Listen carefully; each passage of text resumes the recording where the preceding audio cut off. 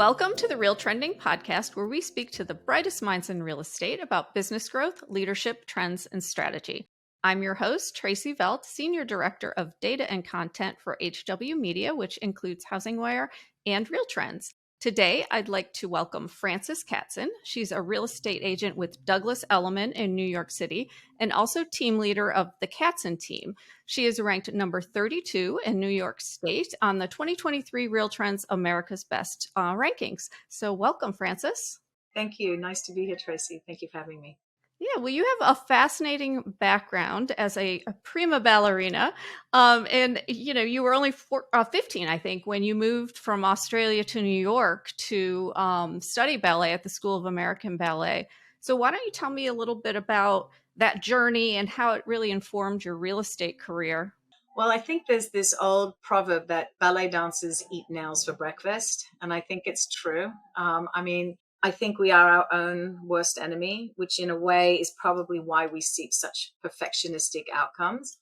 So I think the takeaway from that is don't eat nails for breakfast, and the unrelenting the discipline to drive and complete something to its entirety, and the commitment to really servicing it and not kind of just taking it and run, but actually making sure all the needs were met, I think is a curse and also a blessing in terms of people feeling really understood, heard, and looked after. And so when did you start in real estate? Why did you choose that as a career after dancing? Or maybe you were still dancing when you started in real estate. I'm not sure. So you tell me. It's a good distinction. I was actually with someone at the time who said I should get my real estate license because we had some time off during one of our seasons. And I thought, well, I love architecture. I would love to understand the business of real estate. And so this would be a good entry point. And so I went ahead and did that. And then a couple of years later, I got quite injured and I drew upon that. And that's sort of what compelled me to take it and start it. But I'd actually done it on a time off in the season. Okay. And how many years have you been in real estate now? I started in real estate in 2006. So it's been a while. And it's been a real growth. I mean, there's been some really interesting markets and there's been some really interesting characters, but I think it teaches you about who you are and your boundaries and how you want to roll. Yeah, so you started in real estate at a kind of a tricky time because then we went into, just the Great Recession and that. And right now the market's a little bit uncertain. So tell me, how did that prepare you for today? And, any lessons learned that you can share? Trusting your markets, understanding that everything ebbs and flows, nothing stays the same. And that whenever there's an off put, there's always an opportunity. And that is the driver of New York. It's it's Darwinism. It's survival of the fittest. It sort of clears out one sect and then another comes up. Right now we're seeing a capitulation in the sales market based on inflation and rates, but it's also very opportunistic. If you can buy a luxury property that was technically running at 6 million and you can buy it at 4, you're going to make it happen, even if the rate's a little higher. It's just because long-term play is the game. Yeah. Do you find that, I know that there were tons of news stories about everybody's leaving New York, California, New York City in particular, the COVID lockdowns were pretty strict. And, how have you recovered from all of that? Because I feel like the market has definitely recovered in New York City. Great question. I think that during the pandemic, there was this natural want to disappear from tight populated places. And then I think there was this reality check of, well, I still have to show up at my office. I still have to put my kids in a decent school. And I do actually want to be in a place that has a social scene. It's kind of cut off for me. And I think ultimately that's been the deciding factor. A lot of people that move to Florida are coming back for the schools or coming back because they can't work remotely or because culturally they just felt it was lacking what they were used to. And I think people who have been priced out of New York have definitely clapped their hands and said, oh, good, let's go. Because these are one of the main hubs. New York, Paris, and London are main hubs. It's never going to change that. No matter how much disaster happens, it seems to hold its own. And if anything has fortified that, it has been COVID, in my opinion. Yeah, absolutely. And I know I want to kind of go back to the beginning of your career because you had interviewed with one of our reporters last year, and you said that you were in debt basically your first 6 months in real estate, and then you got a break. So tell me, what was that break, and what was that like for you?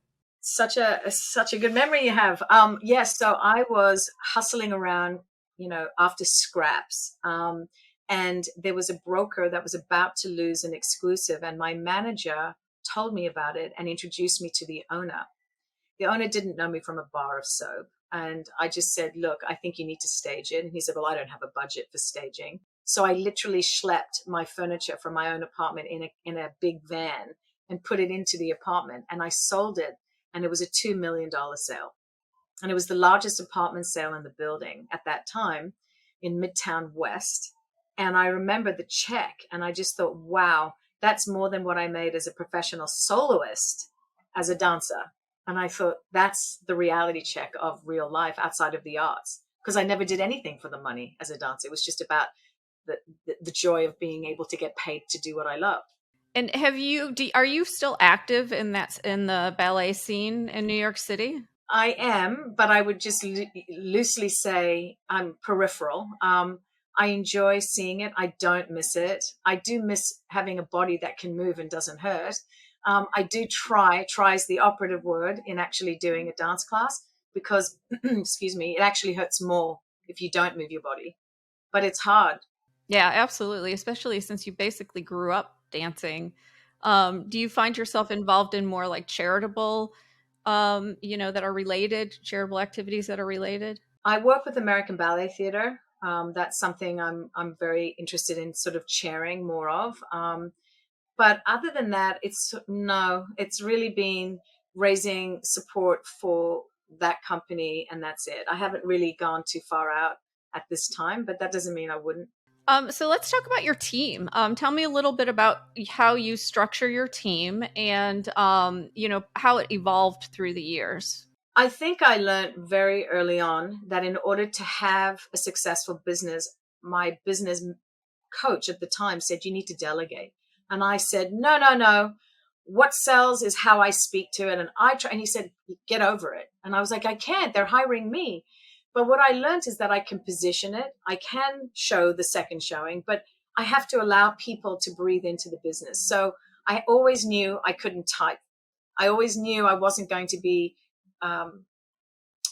very good at the paperwork. So I always had someone to do that for me because I'd been on a stage my whole life and I just didn't have that acumen. So I had an assistant who basically helped me do the things that I couldn't do well so I could go out and sell. I learned to delegate, and I started with 2 brokers at the time who were supposed to be my mentor. And in the end, they worked with me on my team, and who had a business background and was fantastic at all of the logistics and would help me with the sweat equity. And then from there it grew. And I think the more we did, the more we were able to retain really solid people. And it wasn't about bodies. It was always about the quality and the caliber of the people that we were bringing in, so that an owner would never feel that they had a lackey or someone that didn't actually know what they were doing. So I really stand by that business model. We have 9 agents. We have a division in Florida now. We're looking to expand into another segment of Texas. And we work in the Hamptons, and we do a lot in the city. And I think you have to have the right group of people to represent the brand. And I think that comes with time. Okay. And so what are some of the challenges that you find running a team? Understanding that I'm not born to be a leader. I'm born to be a salesperson is the first acknowledgement of my imperfection in running teams. But I think the best advice I have found is allowing them to all breathe their own way. But giving them guidance when they're ready to receive it. I used to take it on so much of wanting to help and show that I think it came off somewhat controlling, and I wasn't good at communication, and I wasn't patient enough. And I've learned over time that if they want it, they will hear it, and having to let that be enough as part of allowing people to come into their own more. Yeah, I think that is definitely a leadership maturity. And I don't mean age wise of the leader, I mean how long the person has been leading.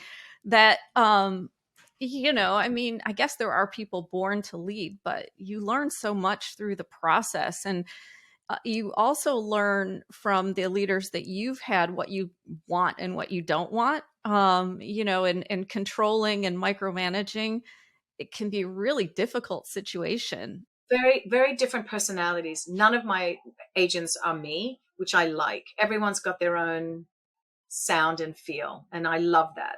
Yeah, definitely. And so talk to me a little bit about how you work your feet, because you have obviously Florida, Texas, you have some feeder markets. How are you working kind of lead generation in those markets? They're different for different segments. I have developers in Texas that I'm in communication with, and this has not come together yet.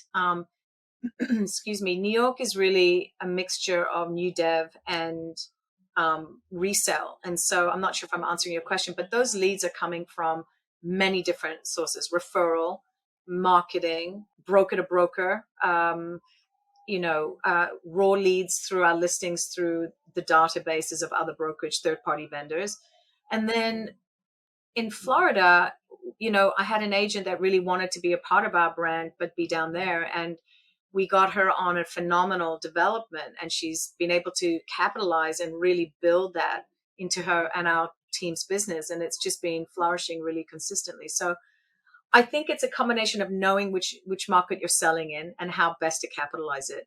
And I just want to add one thing to the team idea, which is I think when you have such diverse people, the best thing you can do is cultivate their ability to trust their gut so that they don't feel that they need help, but actually just confidence in trusting their own gut. I think that's the difference of trying to be punitive or versus growing them. Yeah. And how much of that do you think came from your dance too, and just the discipline and drive necessary to, really be good at your craft? I think I was a little bit insecure because I didn't get to do a degree. I didn't get to go to college. And I think I was really insecure that I wasn't smart enough because I didn't get to go, that I felt somewhat like dumb trying to do a new job and not really feel like I was prepared that I didn't go to college. Even though I had danced my entire career, I didn't have anything to show for it. So coming into this new world, I really wanted to learn it, and not just the transactional component, but the advisory level, value proposition, long-term hold, performance, the profit and loss development. I really wanted to own it. And I think, I'm sorry, the question was, sorry, what's his Just name? Right? how you're, I mean, to be good as a prima ballerina, you have to have a lot of discipline and drive and ambition. And, you tend to want to be around people who are the same. They're drivers. And what you said is you're hiring a team of different personalities, and that's a good thing. And where did you kind of figure that out to, like manage at a level that reaches everyone, I guess? So great. So although they're all diverse, they all have one very consistent personality trait. They are drivers, they are hungry, they do have discipline, and they are smart. These are not dumb people. These are not order takers. These are very much fully formed human beings who are electing to be a part of this team. And so with that in mind, I think there's a lot of agency to that. And I think the discipline of dancing is showing them by demonstration that I don't wave my hands and not do it. I'm in there with them. I'm cold calling. I'm showing up. Um, it's lead by model. I model it. And so there can be no complaining, right? They're like, I have one agent who said to me the other day, I don't know how you do this. And you have two kids. I don't know how. I said, you just do. So I think they're beginning to realize that you can actually really run a book of business and manage it and build it and grow it and cultivate it and sustain it all in about a 30-second span. You can do it. Yeah, absolutely. And do you have any specific coaches or trainers that you really use, or? I would say the most profound coach that I have ever worked with is Dave Worth, who works in California, San Diego. Unbelievable. And I have a business manager now, Joel Epstein, who I think is a genius. And the two of them have collectively picked me up and taken me from a reactive manager to a much more centered management, which allows everyone to, I thought I was running through with a shield protecting, and people like running thinking I'm, throwing bombs on their head. So I think it's what we think we're doing is great, and it's not really that at all. So I think there's a lot of change in these past years that have propelled us to be number 2 in the company. I mean, we let go of that and it just came. Yeah, I think that is so interesting, just because I've seen that evolution in myself and in other people as well, and kind of try to mirror. You're never perfect, you never do everything right, but try to mirror some of that, you know, positive leadership abilities, and try to bring people up, with, rather than push them down. I think is so important.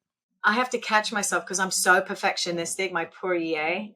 But I think I'm learning to have a lot more gratitude in those moments to hold it back from being, well, we didn't do this, And I'm being honest about it because I think people really, try to cover it. But I think it's really important to own it so that you can clean it up. I'm not sure how much you are into technology, so I do have some questions, and if they're not really, up your alley, you can let me know. But I just kind of find that this type of a market really spurs innovation. And I just wondered if you're seeing any trends. Maybe it's not related to technology. Maybe it's related to sales and marketing. Anything that you're seeing that is different or is really helping you with your business?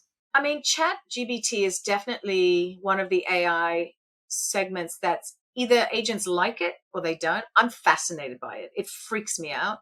We've used it for write-ups, for trending descriptions, for, it's brilliant, but it's bizarre. It's just so bizarre because I'm such a hands-on person. I think it's good as long as you can control it.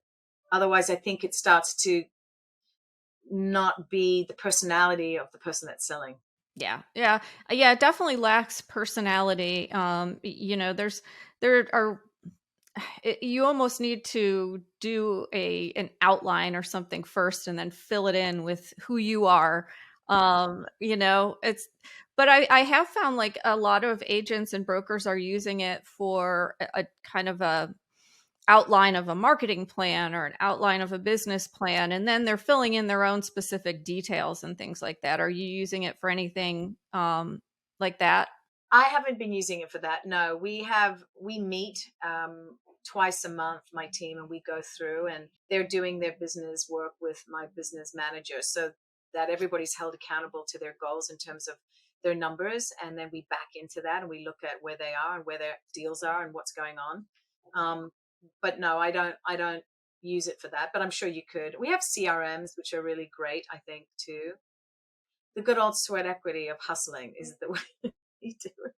Yeah, I see a lot of the tech companies are building the Chat GPT into some of their platforms, and that right now too. So that'll be interesting how it evolves. I'll be interested in taking a look. I just think that it scares me a little bit. Yeah, me too. So I'm going to go back to leadership again. And, I think that all leaders have this aha moment where maybe they're stuck and they realize, that, I've got to do something. I've got to get out of this. What was your, most memorable aha moment, and how did it impact you? I think they come in waves. I think the first one was during COVID, when I really had to look at what a team meant to me. And I basically cut and let go of nearly half of my team because I realized that what I was trying to build was not going to nourish what I was growing. And the person, Dave Worth, was like, it's time to change the whole thing. Get rid of the optics and let's go from scratch. And it was so confronting on many levels of my ego that that was the aha moment of quality, not quantity. And then hiring my business manager now. So I don't have to get caught in the weeds and things that I'm not really comfortable doing and shouldn't be doing based on my skill set, on my personality.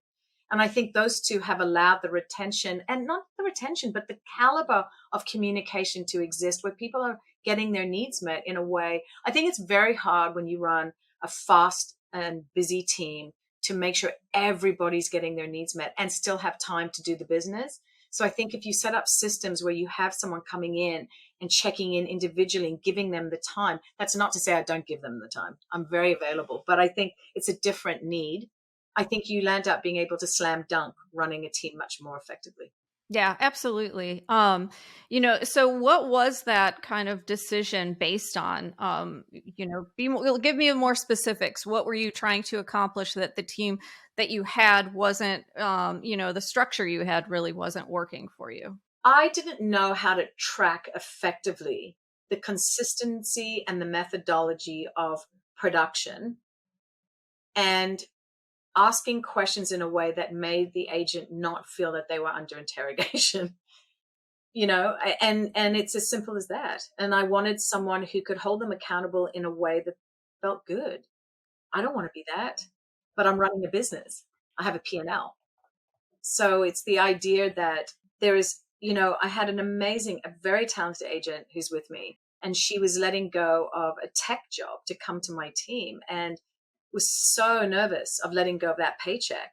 And of course, now she is crushing it. And I said to her, one of the most effective drivers to make money in this business is fear. When you have no parachute, you just make it happen. And she has exceeded.